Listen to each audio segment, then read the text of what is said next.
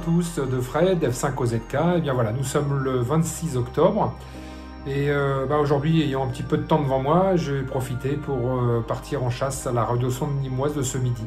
Voilà, donc j'ai vu sur l'informatique qu'elle avait déjà pris son envol.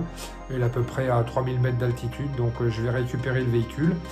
Et ensuite, comme à l'accoutumée, je vais me rendre sur place et puis voir s'il y a possibilité de recevoir le signal en mobile et puis de m'en rapprocher. Allez, c'est parti pour cette petite aventure. À tout de suite. Alors, elle devrait atterrir sur la commune de Vitrolles, près de l'étang de Berre. Donc, j'ose espérer qu'elle ne tombera pas dans l'étang. Sur ce vol-là, c'était ou l'étang ou la mer. Hein. Mais bon, avec un peu de chance, ça sera sur terre. Voilà, je m'approche de l'étang, donc on va voir.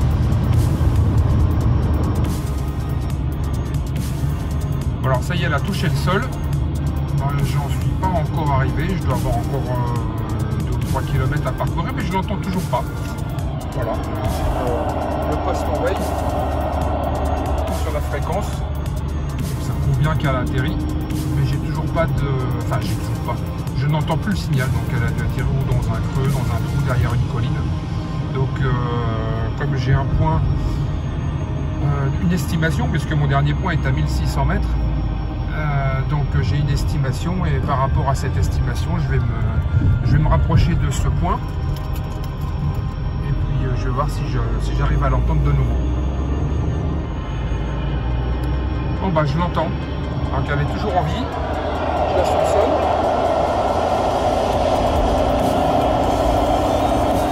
Alors on reçoit faiblement le signal mais on l'entend toujours. Voilà, alors l'ARS a été retrouvée, hein. J'ai fait un sondage de rapprochement avec la Gogno. Alors je vais vous montrer ça, en fait elle est tombée chez un monsieur bien sympathique, chez un particulier j'ai sonné, donc il m'a laissé rentrer, aimablement rentrer. Et elle est effectivement dans son jardin, mais les arbres sont très très hauts ici, donc elle est irrécupérable. Je vais vous montrer ça. Voilà, on est dans le jardin du monsieur, et en fait l'ARS elle est là. Alors on voit le parachute qui suspend ici. Voilà. Et en fait, si on suit le fil, elle atterrit dans cet arbre-là qui doit faire, oui, facilement une trentaine de mètres de hauteur. Ah, voilà. Elle est, alors on la voit peut-être pas forcément bien, et en fait, elle est, voilà, sur cette branche-là, tout en haut. Elle est posée sur la branche, on voit le fil. Voilà, donc c'est râpé pour la récupérer.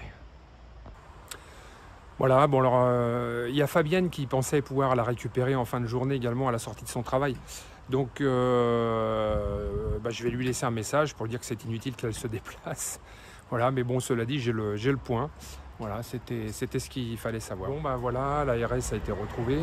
Et comment dirais-je, on n'a pas pu la ramasser, hein, faute d'emplacement, puisqu'elle était vraiment trop haute. En tout cas, je remercie Vigor. Qui m'a aidé aussi un petit peu en ligne, si j'ose dire, hein, qui m'a donné aussi son point de chute. Et quoique je l'avais, hein, j'avais bien réceptionné dans la voiture, donc il n'y avait pas de souci de ce côté-là. Le propriétaire qui m'a reçu, vraiment vraiment monsieur charmant, super sympa. Hein.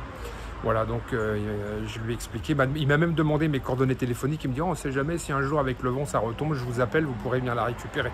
Oh, c'était pas bien grave, mais ça avait l'air de lui faire plaisir.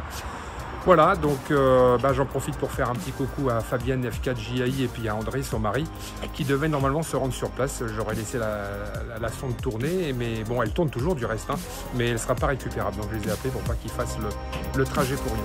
Voilà, donc 73 à tous, merci de m'avoir suivi et à bientôt pour une prochaine chasse.